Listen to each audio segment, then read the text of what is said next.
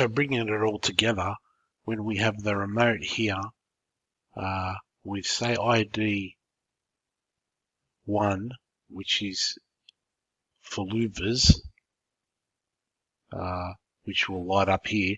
Then if we click the lights button here, then number 2 will light up. So that'll be ID 2. So marrying it up to here. So for example, if we wanted to stop the louvers in their tracks while they're in motion, so that's this button here. So you notice there's no 6 because 6 is on the back. That's P3, which we use to pair so louvers for while they're in motion. We want to send the command. It's like pressing this button here, stop. So I want to send command T for transmit 54 0001, which is this ID 1, which corresponds to the louvers rather than the lights. So we're talking about louvers here. So 0001 refers to louvers. And then the actual stop channel is 7. So that's button 7. And the checksum is 5C. So that's how we would instruct the motor to stop using the command set in hex. Right? Now similarly, if it was lights, okay, so the lights, we will do this. Say if we were going to turn the lights off, which is this guy here, it would still be transmit 54T in hex, 0002, which is ID 2, which is lights, and 0008 is the channel, which is this guy here. So that's how we address this actual button press using these commands. Okay, so our next step, we need to pin out the RS-232 adapter to connect the Teleco female side to the C bus, which will be the male DTE side DB9. So we need to purchase or get a DB9 male to RJ45 connector, and we're going to split that out accordingly. So we only need to use 3 pins, 2, 3, and 5, and we're going to have to cross over pins 2 and 3. We'll talk about that in the next section. So here's the adapter we need to acquire. So this side's going to be plugging into the Teleco after we make this plug. So we need only three pins here. We need only 2, 3, and 5. Now, but we need to work out where they connect on the other side, because it's hard to see which colors go to 2, 3, and 5 on this side, on the RJ45 side. So we're going to need a multimeter to work that out and do a continuity test. Now there's a really good document created by Schneider exactly on this topic, on the pinouts specifically. So just reiterating here, see this is pins 2, 3, and 5 receive, transmit. So pin 2 is receive, 3 is transmit, and 5 is ground. We're going to have to cross over 2 and 3. So basically when we go from 2 on the DB9 side, we need to map that to pin 3 on the RJ45 side and feed that through to the Wiser. So we cross over pins 2 and 3 as per this. So pin 2 goes to pin 3, and pin 3 goes to pin 2, and pin 5 goes straight through. So what we need to do now is a continuity test. So we're going to need a multimeter, and we're going to use this guy. We have to pin out this to see when we plug in our DB9 connector. We need to see which pins go on that end to this end on our RJ45 plug. So pin 1 is the one to the left. So we need to see how it's light up which one here goes to here. For example, let's pick a color out here like orange. Okay, let's see where does orange end up on this end. So what we need to do is turn on our multimeter to the speaker setting, which is on. See, it makes a little noise there. Okay, so that's the orange.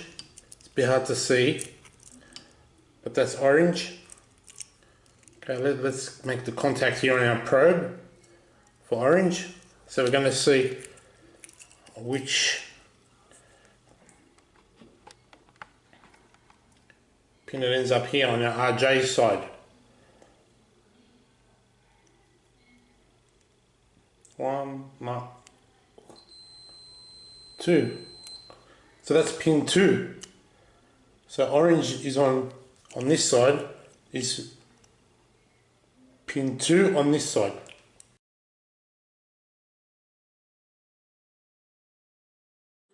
Okay, so now what we need to do is create a few objects, and with those objects we'll tie them into our script. So we can turn this pergolas, rotate the slats in the pergolas and turn the lights on and off, and create the scenes like 50% lights, 75% totally off and on, and similar positions with the pergola where we can rotate them at 6 o'clock position, which is like fully open, and like fully closed where they're all horizontal. So basically what we need to do here, we create a few user objects. So for example, these guys here. So let's have a look at this. Use a parameter. Close, open. Pergola, close, open. So it's a bit of a slider. So it has 3 values: 0, louvers closed. Object value 1 is louvers open, and object value 2 is stop. So there's 3 different integers here we can use, and that'll present as a drop-down menu on the C-Bus touch panel. So we'll have the option to select closed, open, or stop. Well, let's go to our script. So let's make a note of this group address 0/250/1.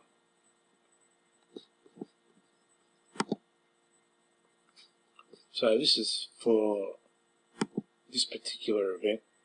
So this script will take care of this event for this group address.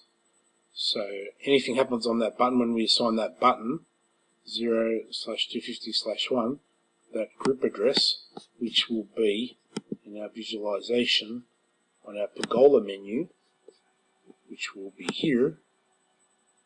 Okay, so let's unlock. So him, that's pointing to 0/250/1 group address. It's a bit hard to see here. Open, close, and stop. Okay. So what's happening behind the scenes when we press this button? We go to our script.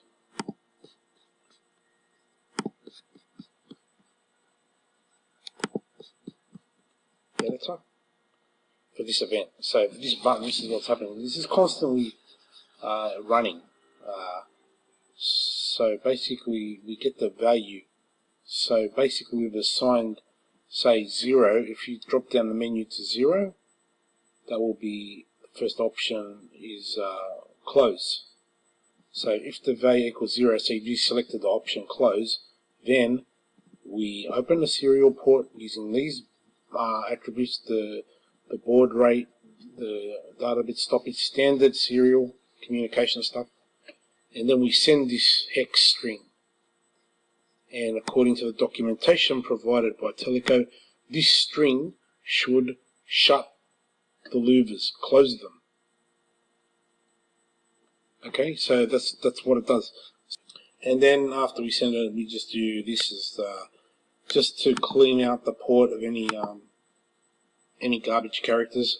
So it's just good practice.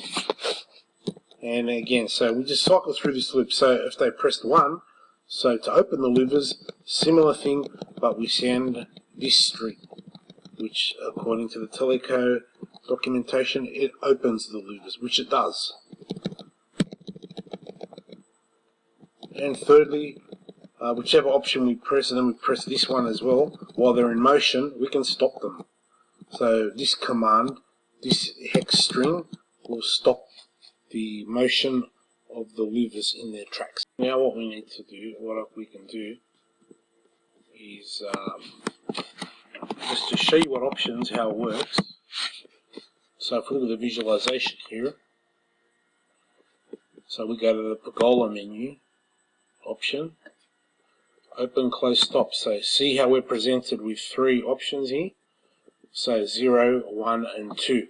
So basically that's what's behind these user attributes here. So if we select either one of these, it'll end up sending the right command. So if we say louvers closed, it'll actually inform the script that we selected 0 for this group address, and then that group address will open the serial port. It'll send the digits, the hex string over the RS-232 port on the Wiser to the RS-232 Teleco automation device, and that will send it to the motor of the Pergola to turn it off. And that's how it works. Similar thing with all these other guys as well. It forms a similar function, and it just works. Thank you.